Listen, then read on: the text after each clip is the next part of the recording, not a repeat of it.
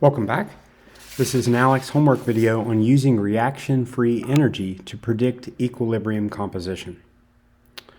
So if you have a basic idea of free energy, if you have a free energy or a delta G that is negative, you can expect a spontaneous reaction in the forward direction.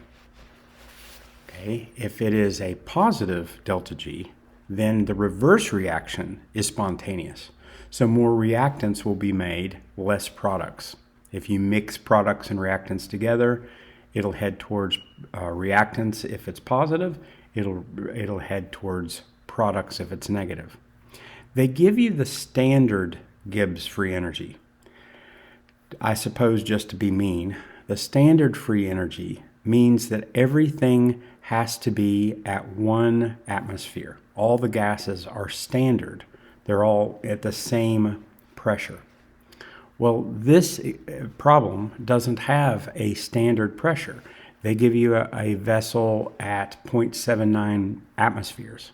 So since it's not standard, the standard delta G doesn't help a whole lot. So I need the reaction equation that tells me how to get the normal Gibbs free energy at any pressure from the standard. Okay, so the standard plus R, which is the gas constant, times the Kelvin temperature times the natural log of Q, okay, the reaction quotient. Now, if you remember that Q is essentially your K, it's your equilibrium constant, but not at equilibrium. Q is anything not at equilibrium. If Q and K are equal, then it's equilibrium. So I am going to use what's given to predict, am I getting reactants or am I getting products? So the first question they ask is, under these conditions, will the pressure of the products tend to rise or fall?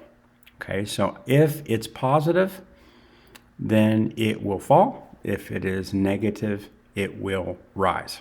Okay, so I also have to know that my Q, since it's just like K, I would find it just like K, is going to be the pressure of the reactants taken to the power of the coefficients divided by the product of the pressures of the reactants taken to their coefficients.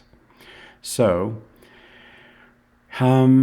I know already that if it's negative, it'll fall, or if it's negative, it will rise, if it was positive, it will fall. So let's make some predictions. All right, so I see that I'm given a pressure for the top one. I'm given a pressure for the nitrogen monoxide, but I have zero pressure for the chlorine gas. That means that if I have if the chlorine gas is 0, then essentially I've got an undefined fraction here, and I have an infinitely high Q. All right, now that's not a proper answer, because you're not going to actually have an infinite Q. But you can if I have a 0 on the bottom, I have a very, very large positive Q. So I need to remind myself about natural logs. Since I'm using the natural log of Q, I have to remind myself that if Q, okay, whatever you're taking the natural log of, is greater than 1, then your natural log of that is going to be positive. Okay, so if Q is greater than 1, then it is positive. If Q is 1, then the natural log is going to be 0. And if Q is less than 1, it's going to be negative. So if I have a huge Q, then I have a positive, that's positive. Huge Q, then this is positive, it's added to this, and my delta G is becoming more positive. So if it is becoming more positive, then what that means is that the reverse reaction is going to be spontaneous, and I should expect that this will fall. for that reason. The second question they ask is it possible to reverse this tendency by adding chlorine gas? So I go back to chlorine, and I see it's on the bottom. So if this gets bigger and bigger and bigger and bigger, then my Q, since I'm dividing by that number, my Q is going to get smaller and smaller and smaller. All right? Let's imagine that it gets so small that it becomes under 1. If this is under 1, okay, so if my x is less than 1, my natural log will be negative. This is now going to be subtracted from my standard Gibbs energy, and then this will be a change. This change in energy will be negative. And if you have a negative G, you're going to have a spontaneous forward reaction. So if it was a reverse reaction that's spontaneous, and now I have a forward reaction that's spontaneous, then by adding this chlorine gas, I did make it rise, okay? It says, can I reverse the tendency? Can I reverse the tendency of it going backwards by adding more Cl? Yes, I can. So by adding more chlorine gas, I can make it go forward. So now they're asking for the numbers. They're saying, if you said that it could be reversed, calculate the minimum pressure of chlorine needed to reverse it. Well, if it is going backwards, if you have a spontaneous reverse reaction, then you'll end up having a spontaneous forward reaction.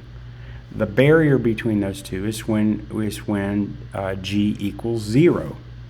So I'm simply going to set delta G equals to 0 and solve for Q.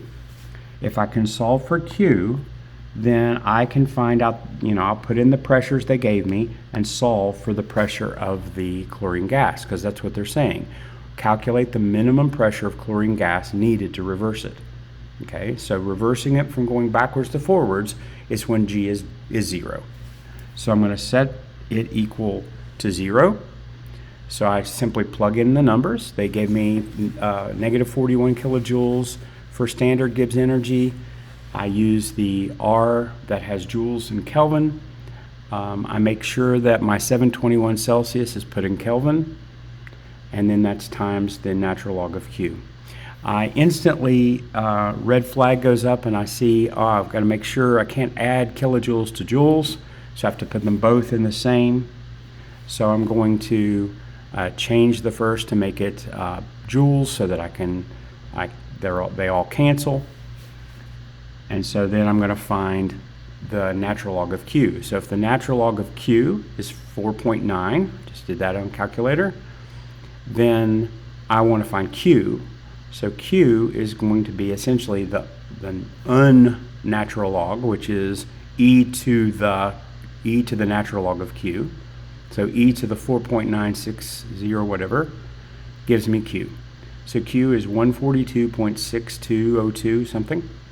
So now I have Q, and I can put it in the formula at the top. Okay, so I simply fill in what they're giving me. They have the NOCl, which is 7.27 atmospheres. It's squared. I have the original reaction vessel, which is 0.791. It's squared, so that's the nitrogen monoxide. It's squared. And then I have an unknown pressure of the chlorine. So when I flip everything around, I've got the pressure of the chlorine as 0.59229 atmospheres. This is in atmospheres. And they want 2 significant digits. Okay, so the 2 significant digits would be 0.59 atmospheres. Okay, so in my example, it's going to fall because delta G was positive. I can change it. I can flip it to go delta G negative by adding chlorine, and then I figured it out. So lots of steps to this, and I hope this video helps you and that you get this one right.